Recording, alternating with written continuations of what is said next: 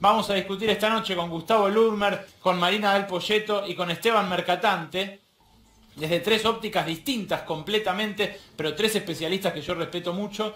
Vamos a discutir si la receta del fondo es válida o no todavía a esta altura del partido. Es decir, si Portugal crece porque ajustó, como dice la derecha portuguesa y como dice también parte de la derecha argentina, o si Portugal crece porque dejó de ajustar, como sostiene el gobierno portugués de centro izquierda en alianza con parte de la izquierda y como sostienen algunos analistas locales también. Probablemente la verdad esté en algún punto en la discusión, en el debate, en la síntesis de esas opiniones, pero lo vamos a tratar de descubrir esta noche juntos. Decía, estamos esta noche con tres economistas. Vamos a darle primero la palabra a la dama, a Marina del Poyeto. Gracias por venir, Marina. ¿Qué tal? ¿Cómo te va? Bueno, ¿milagro portugués o un país más que simplemente aplicó una receta? En realidad fue un país que ajustó, y ajustó mucho. Si querés arrancamos la historia de Portugal con el ingreso al euro, ¿no? Con el traslado, el proceso de ingreso al euro, digamos, a finales de los 90 y principios de los 2000. El acuerdo de Maastricht, que implicaba poner en caja las cuentas fiscales, llegar al 3% de déficit fiscal, y fundamentalmente el hecho de que el acercarse a la moneda común les generó un desplome en la tasa de interés que generó una explosión de la deuda privada fundamentalmente. Portugal, a diferencia del resto de los países de la periferia, no tenía un déficit fiscal demasiado alto. Ahora, cuando explota la crisis subprime en el año 2008, el ajuste que empieza a hacer el sector externo y el sector privado en alguna medida es compensado por el sector público y un desajuste del sector público muy alto.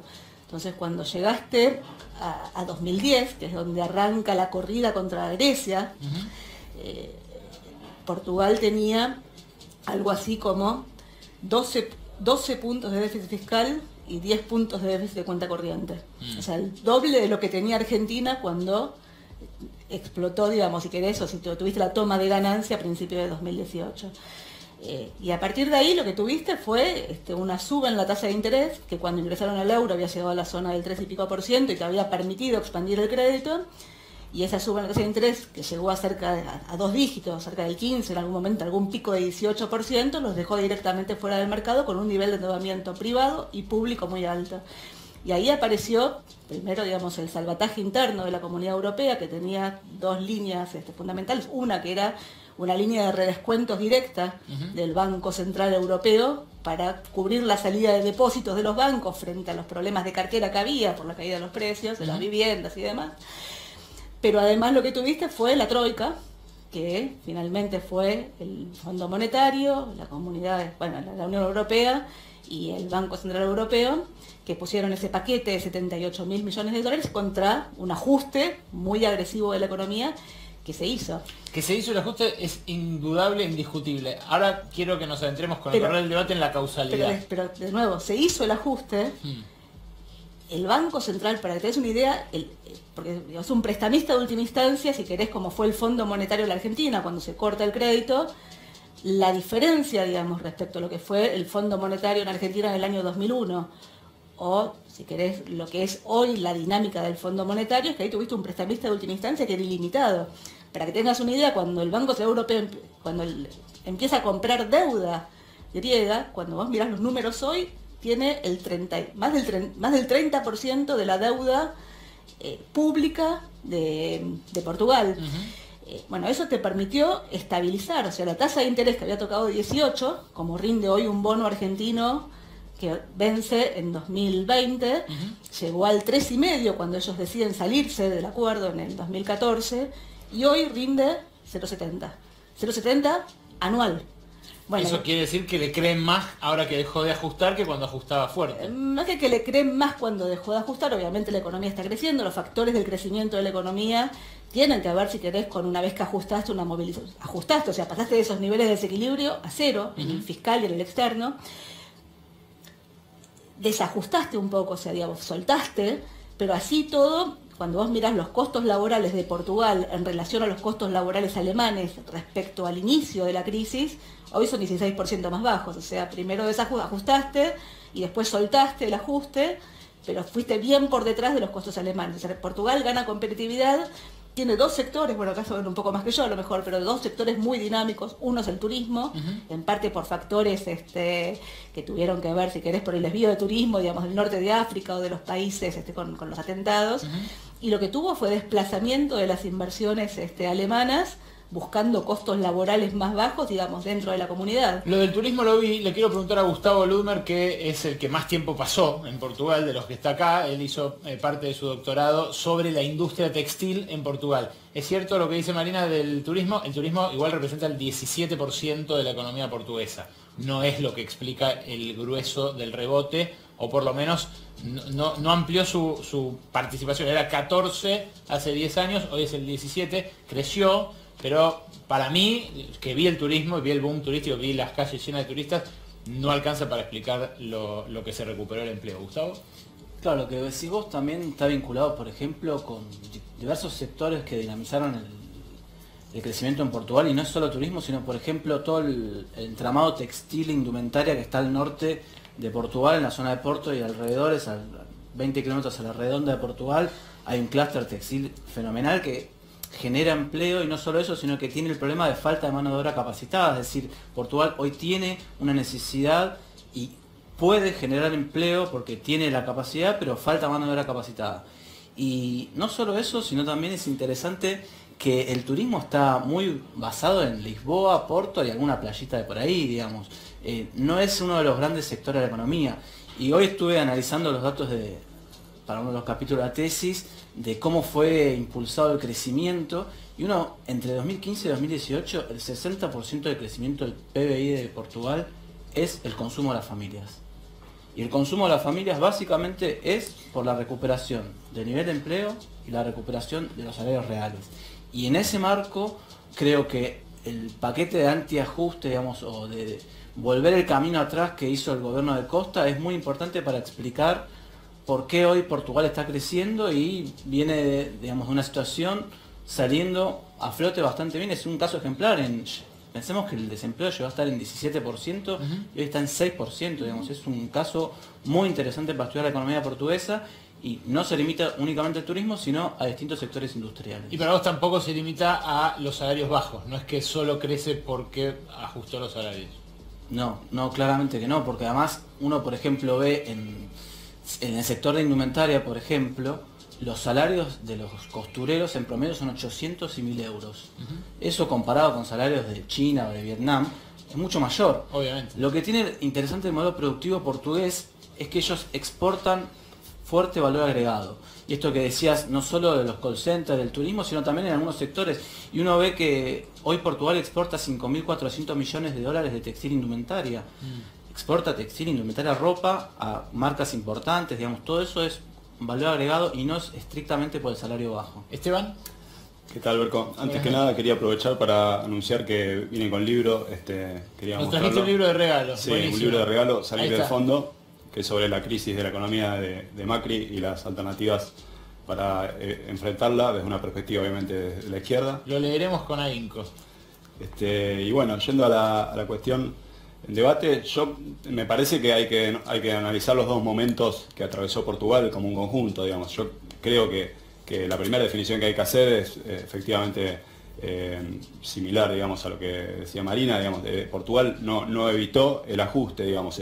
Había una decisión para tomar ante la crisis, creo yo, que es la decisión de quién paga esos costos de esa crisis, y obviamente el criterio para enfrentarla, para tomar la decisión de quién paga los costos, lo determinó la Troika, lo determinó, es decir, el gobierno de la Comisión Europea, el Banco Central Europeo, el FMI y bueno, los gobiernos socialista Sócrates, que estaba en 2010, y Pasos Coelho, que inició en 2011. Bueno, ahí vos relataste en todo taxativamente, digamos, todo lo que se hizo esos años, que fue terrible, digamos, me parece a mí. O sea, la suba del IVA, que terminó duplicando el nivel del impuesto, privatizaciones, reforma laboral, una baja de los salarios que llegó al 14%, digamos, considerando la eliminación de los aguinaldos, toda una serie de medidas para sanear, digamos, la situación fiscal, para sanear las cuentas externas, y estabilizar, digamos, la situación de deuda, digamos. En última instancia, en 2014,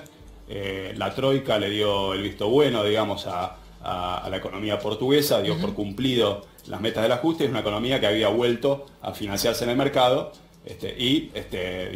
estaba liberada en cierta forma para definir su política económica. Después llega Costa en 2015, digamos, después de una elección donde en realidad el ganador había sido el mismo gobierno que estaba aplicando el ajuste, sí, pero no pudo formar gobierno, y toma la decisión de revertir varias de las políticas. Ahora la toma sobre la base de ciertas condiciones que le dieron la posibilidad, le dieron márgenes para hacerlo. Una de ellas es que no estaba más la troika supervisando la economía cada 3 meses.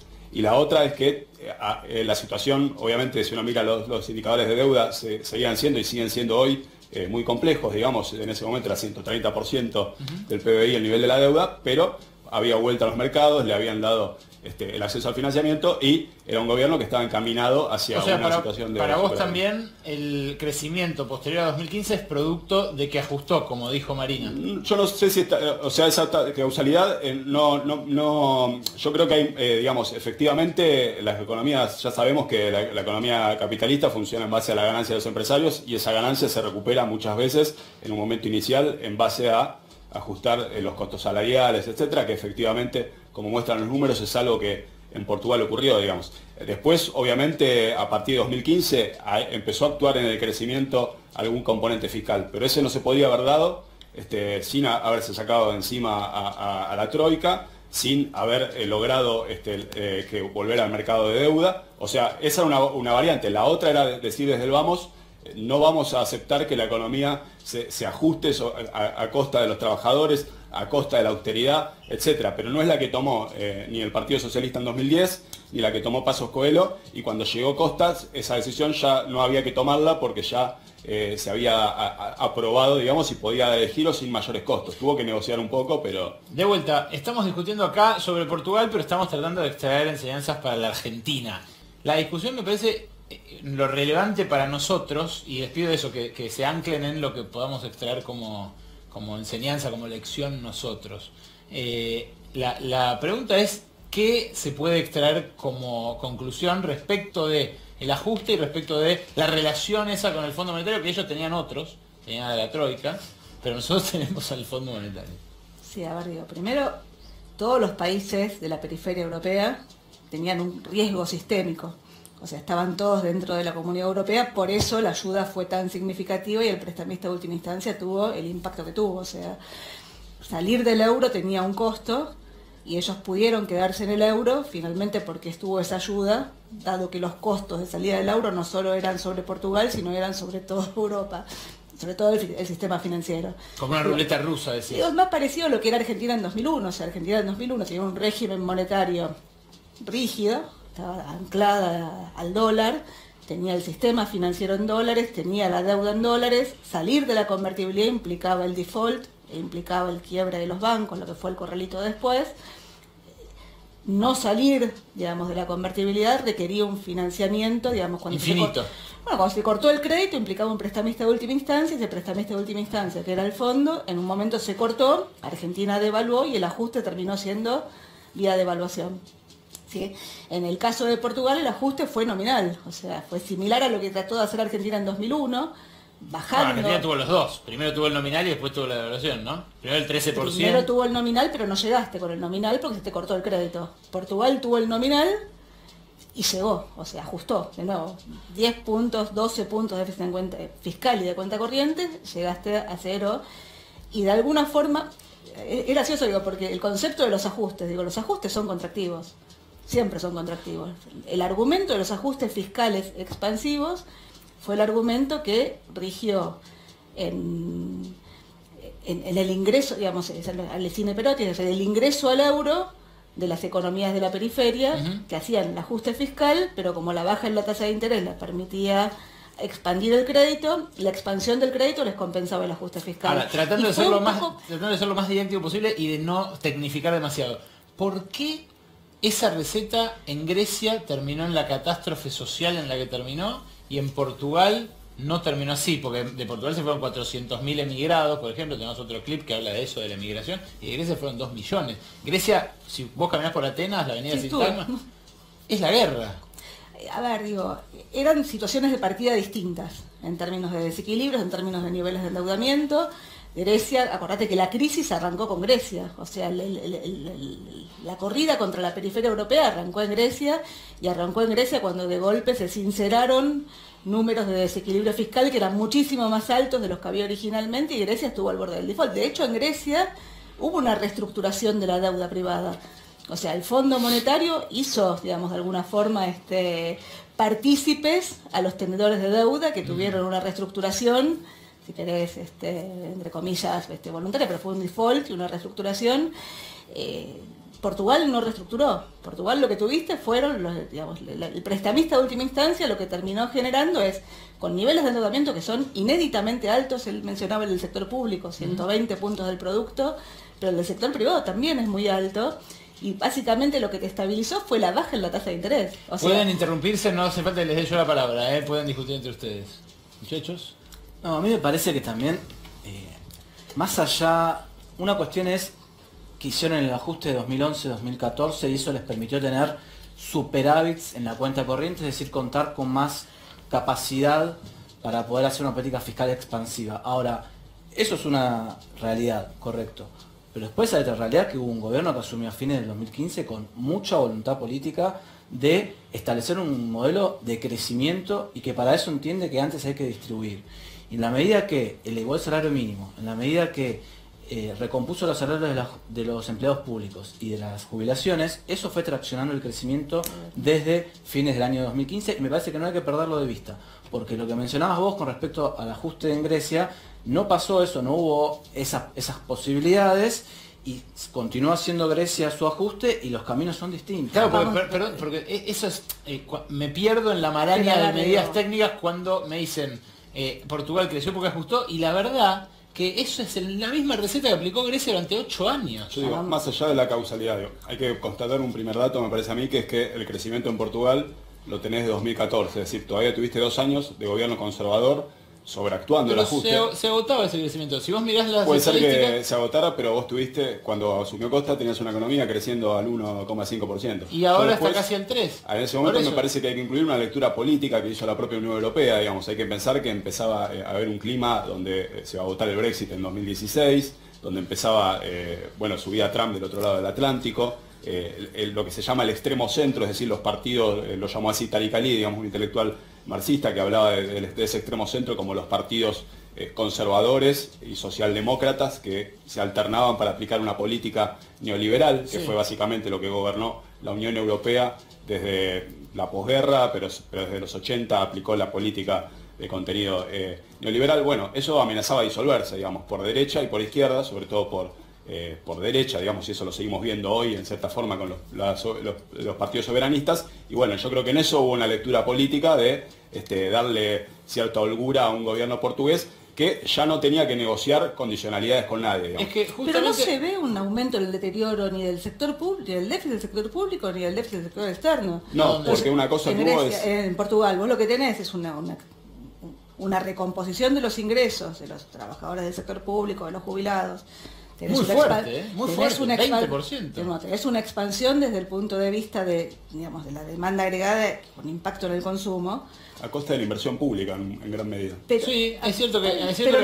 también es cierto que inversión pública en países europeos, vos viste esos colectivos, esos trolebuses, no es que está roto todo. No, pero en tiene Grecia... inversión más baja desde 1995, que es un dato importante. Sí, ahora, si ese es el precio a pagar para que el gobierno le diga basta a las políticas de bajar los sueldos, de frenar, ¿sabes qué hicieron?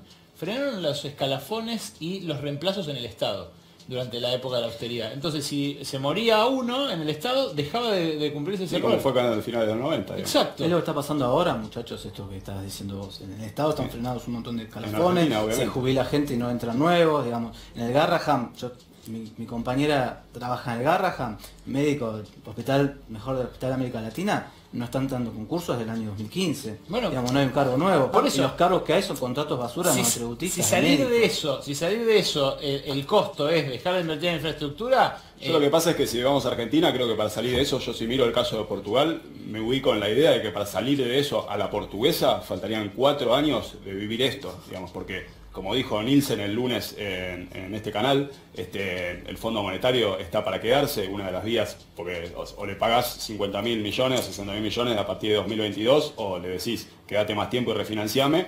Nielsen dijo que eso es lo que va a hacer cualquier gobierno, y lo que dijo, lo que sabemos todos, que es lo que va a pedir el Fondo Monetario a cambio: reforma laboral, reforma previsional, reforma tributaria, reforma del Estado, que incluye seguir con esta... Pero, perdón, Esteban, y te pregunto, yo creo que, como hombre de izquierda, para llegar a Portugal, si no cuestionamos el tema de la deuda y todo, el caso portugués nos dice 3 años más de ajuste para después, en el mejor de los casos, tal vez después de eso se pueda llegar a discutir otra cosa. Perdón, eso es si vos aceptás y compartís que la causalidad es del ajuste al crecimiento. No, eso si no pones en discusión en la Argentina actual el problema de la deuda y el problema del FMI. Yo creo que hay otras alternativas, pero esas alternativas requieren impugnar lo que no se impugnó en Portugal, que es que la salida tiene que ser priorizando la deuda, priorizando el equilibrio fiscal para generar indicadores públicos adecuados a la sostenibilidad de la deuda. Lo que Eso pasa es lo que hizo Portugal. Lo que pasa es que así como Portugal no tenía la fuerza como para salirse del euro o inclinar la balanza, tampoco Argentina me parece que tiene. A ver, discutamos un punto. Digo. En Argentina el ahorro no se termina canalizando inversión, se termina canalizando hacia fuga de capitales. En gran medida vos lo que tenés, la deuda, digo, no es un acreedor externo, digo, buena parte de la deuda argentina está en manos de los propios argentinos que tienen bonos de Argentina. Entonces lo que digo es, Argentina tuvo un default en 2001, cuando vos mirás las consecuencias del default de 2001, todavía las estás pagando en alguna medida. La reestructuración de la deuda argentina tuvo costos, el quiebre del sistema financiero y la especificación asimétrica y la forma en la que... O sea, cuando vos decidís defaultear o cuando vos decidís romper el sistema financiero, tiene costos sobre los propios argentinos que a mi juicio tienen impactos hacia adelante. Entonces lo que digo es, puntualmente, en el caso de Portugal, Portugal ajustó y Portugal logró empezar a tener una política de ingresos una vez que la tasa de interés era muy baja y en simultáneo esa política de ingresos que te expandió el consumo no te deterioró ni las cuentas fiscales ni las cuentas externas. El crecimiento de las exportaciones te estabilizó, si querés, el aumento de las importaciones. Y el aumento en la recaudación asociado al nivel de actividad. Esto último no, porque no es una cuenta corriente que está equilibrada, no se modificó. Pero las exportaciones crecen menos que las importaciones desde que se termina la austeridad. Entonces, pero entonces te bajó la tasa de interés. Cuando vos mirás la dinámica de la cuenta corriente sigue teniendo el mismo equilibrio que tenía al principio. Está bien, ahí se va a perder una parte del público. Lo que quiero decir es, crecer para adentro, crecer para afuera tiene que ver con si un país exporta más de lo que importa, ¿no? Y Portugal lo que ocurrió, según sus estadísticas, en los últimos 4 años, es que importó más de lo que exportó. O sea, creció para adentro, no para afuera. También atrajo inversiones en industrias como la automotriz, que canalizan importaciones, etcétera, de componentes, como lo sabemos en Argentina. En Argentina crece la producción e incluso crece la exportación, pero crece el déficit del sector porque... Bueno, pero entonces no es ni turismo, ni milagro, ni nada. Hay un pero de nuevo, no aumentaste los desequilibrios. O sea, el nivel de endeudamiento de Portugal, que es muchísimo más alto que el nivel de endeudamiento de Argentina, se sostuvo como contracara de una tasa de interés muy baja y de que los desequilibrios se mantuvieron de alguna forma estables. En Argentina vos no tenés capacidad de acceder al mercado de crédito y no tenés capacidad para apelar al impuesto inflacionario. Gustavo. El 60% de los últimos 3 años fue consumo, el 30% fue inversión. Y como decís vos, no traccionó el crecimiento entre 2015 y 2018 del sector externo de las exportaciones. Sí en el 2013 y 2014.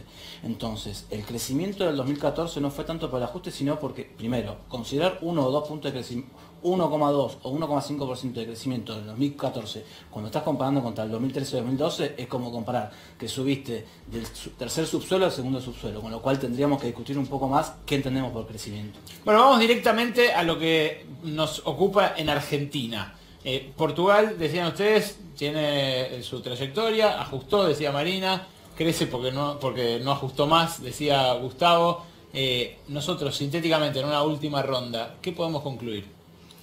Bueno, puedo empezar yo. No, a mí me parece que lo primero que hay que decir es que en Argentina, hoy, si miramos, el único que está diciendo invertir prioridades y no poner primero el problema de la deuda y el problema de ajustar para la deuda, somos del frente izquierda, digamos. O sea, sinceramente el gobierno está diciendo que está haciendo una épica del cumplimiento de las deudas. y lo que estamos viendo en los últimos 2 meses de los economistas de Fernández, empezando los economistas no oficiales, pero más o menos, como Guillermo Nielsen, que dijo que nos tenemos que resignar a 8 años del fondo, dijo que el fondo va a venir con la reforma previsional, etcétera, y dijo que después le diremos que los tiempos, etcétera, pero que eso va a venir, y lo dijo así, va a venir todo ese paquete del fondo, y Culfas, que tiene una beta más desarrollista, etcétera, pero una de las primeras cosas que dijo es que el salario va a ser una de las variables que tendrá que esperar, digamos. ¿Por qué? Porque la deuda, el equilibrio fiscal, etcétera, vienen antes. Bueno, yo creo que hay que invertir prioridades y que en eso Portugal no es un ejemplo, porque Portugal no invirtió esas prioridades, hizo 4 años de ajuste y después de esos 4 años de ajuste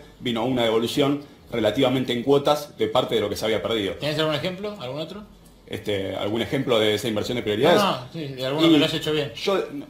Mirá, el problema de la deuda, por empezar, es un problema que ahora parece un tabú, digamos, pero si uno mira la historia está plagada de países donde los gobiernos capitalistas, es decir, no ningún socialista, nada por el estilo, dijeron la deuda no se puede pagar, el ajuste no se puede sostener indefinidamente durante 4 años para llegar al 60% de pobreza, y no se paga. O sea, recién en los últimos 40 años se empezó a convertir en un tabú esto de que hay que seguir pagando hasta el final y evitar el default, y se volvieron default como el de Argentina, que llegó después de haber hecho hasta lo imposible por pagar, llegar a 22% de desocupación, a 60% de pobreza, y después, a pesar de todo eso, entrar en el default.